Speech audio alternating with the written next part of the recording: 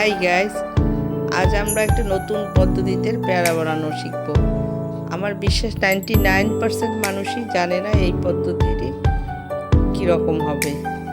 প্রথমে আমরা একটা পেয়ারা দিব, পেয়ারাটাকে ভালোভাবে একটু কেটে তেল মাখাবো, সরিষার তেল, তারপর কয়েক কোয়া রসুন আর কাঁচামরিচ এটার ভিতরে কেটে তারপর এটাকে আমরা কিছুক্ষণ সেঁকে নেব।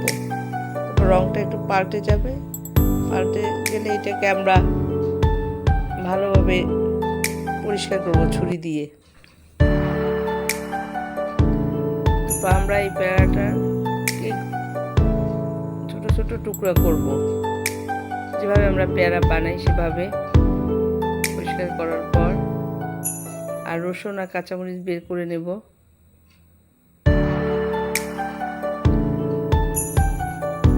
তারপর এটা বানাতে আমাদের কিছু উপাদান লাগবে। সেই উপাদানগুলো হলো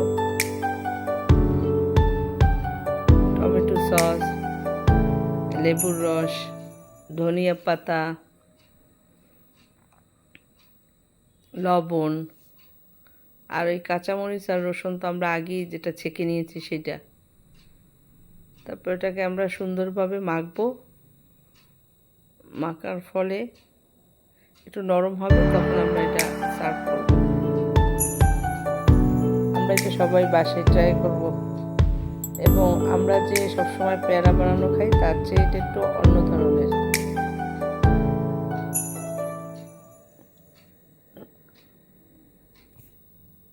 সবাইকে ধন্যবাদ।